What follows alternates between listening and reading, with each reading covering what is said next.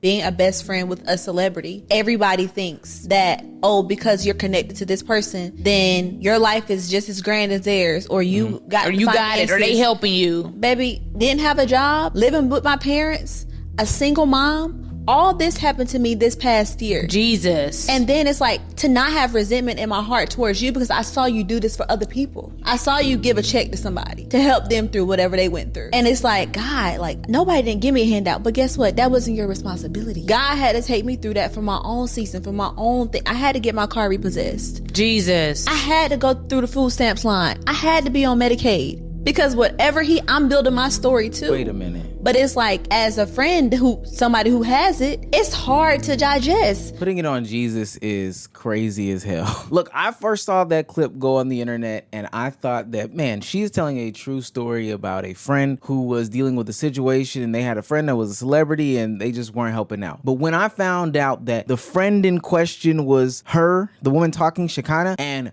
B. Simone was the celebrity friend in question, they're sitting across from each other saying these things, I about lost my mind. This is B. Simone's podcast. It's a new spin-off of her doing those skits. She's transitioning into a new career in content creation, becoming more mature and more older. But as she becomes more mature and more older and presents herself in a new way and new light to people, she's showing that she's just not a good person, like at all. So many women go through that, whether it's a friend, you get hurt and now you move with this fear. Guard up, this fear, this anger, you're broken, you're hurt. Yeah. So I don't want to ever move like that. I think about all the things I did in my past for people, for friends, for family, for the wrong people. The money, I done gave people money. I done bought houses. I done paid for divorces. Now think about how I feel as your friend. B. Simone is talking about her going through something that a lot of celebrities go through, that phase where they get a lot of money and they want to help a lot of people, but ultimately they end up being burned by said people, which is very fair and very valid. Those with resources have this plight and it goes unheard because you do have resources and honestly, nobody's trying to hear it. But there are often times where people take advantage of you, but that does not excuse when there are good people who are in your corner not getting help. That's just ultimately the name of the game. Sometimes you're going to get burned, but sometimes, as Shekinah is saying, as her friend sitting here listening to it as she's on food stamps, it's kind of hard to digest this message. And I've done all that. And then the right people come around that have the purest heart, that love you so much, and you're stifling and you're looking and you're paranoid and you looking people up and down and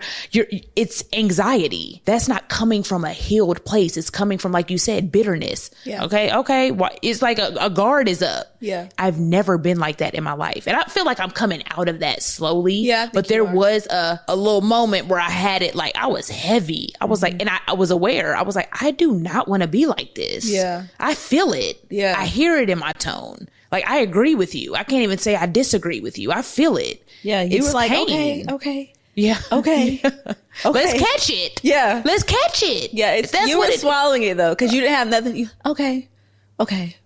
But what were you going to say? And think about how I feel I mean, this was the hardest season of my life this last year. The thing about people with mics is they feel as if they talk very slowly with their hands. They're saying something profound. Now, I will say in this situation, I am a little bit split. There is some validity to what B. Simone is saying. Usually when you've been done wrong in the past, you put up your guard. That's genuinely and generally how people feel and the actions that they take. However, what I don't agree with is recognizing that this is a real and legitimate person that's going to be in your life and in your corner, and saying now, oh, well, you know what? You don't need my help. I don't need to help you, etc., etc. That's where I draw the line, especially when this person is going through the whirlwind. A small bone would have been able to help them. You don't have to give them the whole kit and caboodle, but damn, give a brother something. And if we get into the real root of the guarding problems, it's always going to lead back to one road and one road only. If God said it, just because you were heartbroken, God said,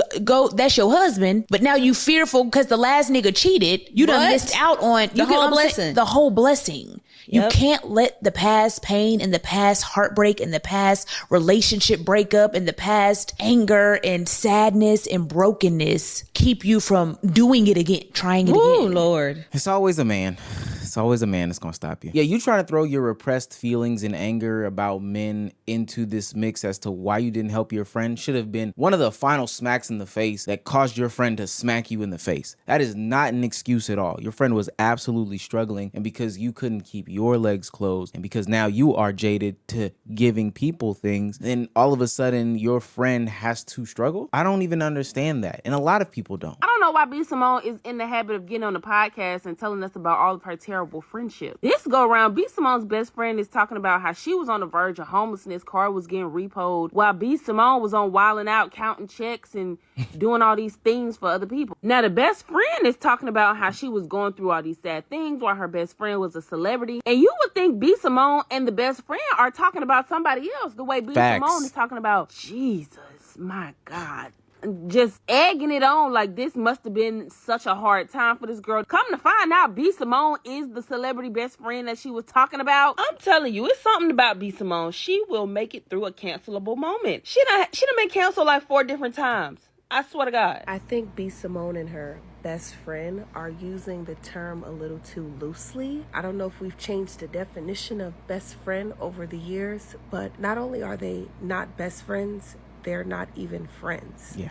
Like a friend wouldn't even do you like that. It's almost as if B. Simone is hearing it for the first time. Like she's like, I had to move back in with my parents. My car got repossessed. And B. Simone is like, Jesus.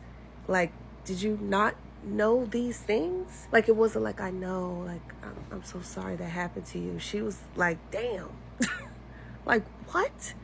I think someone has to teach her, like, not everything needs to be on a platform where we all get to just stop. Now, the last young woman was correct. I don't think B. Simone and her best friend are really best friends. I wouldn't consider them to be friends. Hell, I wouldn't even consider them to be acquaintances. We're not talking about big favors for somebody who was making big bankrolls off of selling books or, being on Wild 'N Out or whatever the case may be. Throw her a bone. You didn't throw her anything. Like, I know regular people with 9-to-5s, other responsibilities, bills, and they're drowning that can at least let their friends sleep on a couch or throw them some dollars. Sure, some of these things are more long-term and long-lasting. Like, sounds like your friend needed some sort of job or whatever the case may be, but get your friend a job. Get your friend a car so she doesn't have to get her car repossessed. I'm pretty sure B. Simone can afford a cash car, and yes, I'm counting somebody's pockets, but to then say that this is the story that you had to go through and put God into the equation, no, you could have just been a little bit, and I just mean a little bit better of a best friend than you claim to be on this platform. What pissed me off the most is not that she was going through these hardships, because I understand her mindset. Like, even though you my friend, you're not obligated to help me if you don't want to.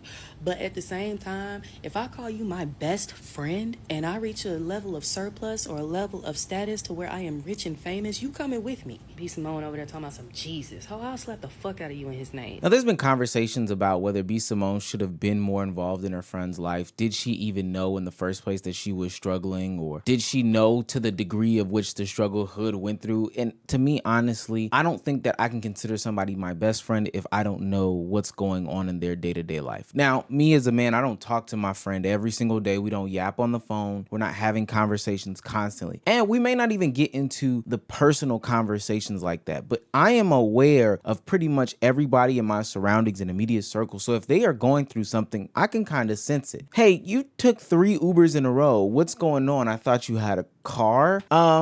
Hey, you want me to pick you up, but you're always at your mom's house. Hey girl, is that a food stamp card in your wallet? Like, I don't know. There's telltale signs all the time of people switching their behavior, switching their patterns, switching all those things. And ultimately that means that you should be able to pick up on those things if you claim to be somebody's best friend. But honestly, every time B. Simone speaks, it sounds like her friends are in a torture chamber. It is hell to be B. Simone's friend. Being friends with B. Simone sounds absolutely fucking terrible. What do you mean your best friend, who is known for boasting about her $1 million, oh, I'm a millionaire,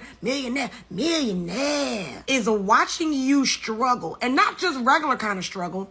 You struggling on food stamps? You struggling on getting your car repossessed? You watching her write checks to random people and she calls you her best friend and she won't say, hey friend, let me fill up your fridge. I'm not saying that she has to live your life for you. That's not what I'm saying at all. To call yourself someone's friend and watch them struggle when you know it is within your power to help them even a little bit, that is cruel. How can you consider that to be how can you consider somebody like that to be your friend? I don't want to hear about building a story. I definitely don't want to hear about hiding behind the veil of Christianity, especially when we saw B. Simone preaching in a blazer and some booty shorts the other day. And before y'all get my comments, I know what y'all are going to say. Come as you are, which I totally understand. But I think that this reeks of I just stepped into my religion, my faith, and she's using it and ultimately weaponizing it in some different situations and circumstances. Yeah, I don't think that B. Simone is a good friend. And mind you, this isn't the first situation or scenario in which she has done crazy things like this to people that she claims to be her friends. The caption says, social media users are speculating after B. Simone's crew got together for some festive fun,